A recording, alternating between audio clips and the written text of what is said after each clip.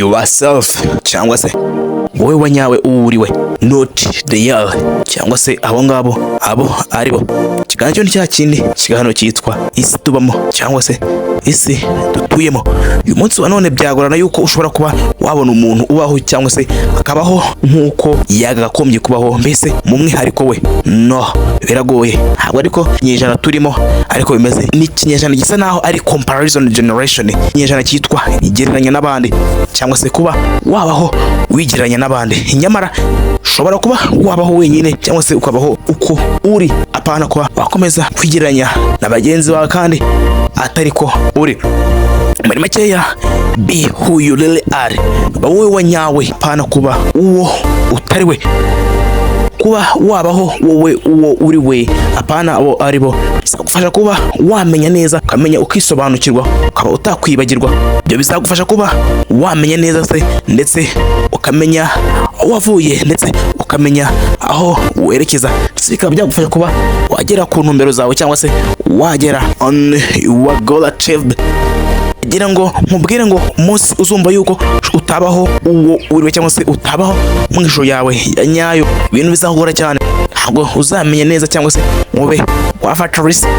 Uramenye ntukigereranye, cyangwa se ngo wereke isi cyangwa se audience, those one who are surrounded on you. Usabeho ushaka kubereka ibidahari, kuko ibyo bintu isaha n'isaha bizakugaruka. You will get an effect from them, from what you show to them.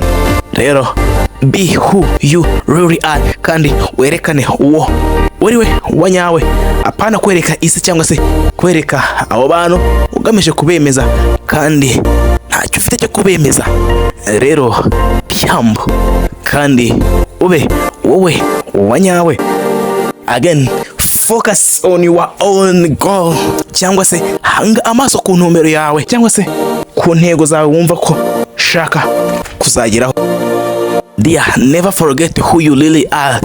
Menye ntuzakore ikosa ryo kwibagirwa uri muri kinyejana, cyangwa se muri iyi si dutuyemo, kuko ni wibagirwa uriwe, cyangwa se kwibagirwa your background, cyangwa se your beach, kuturuka naho uva.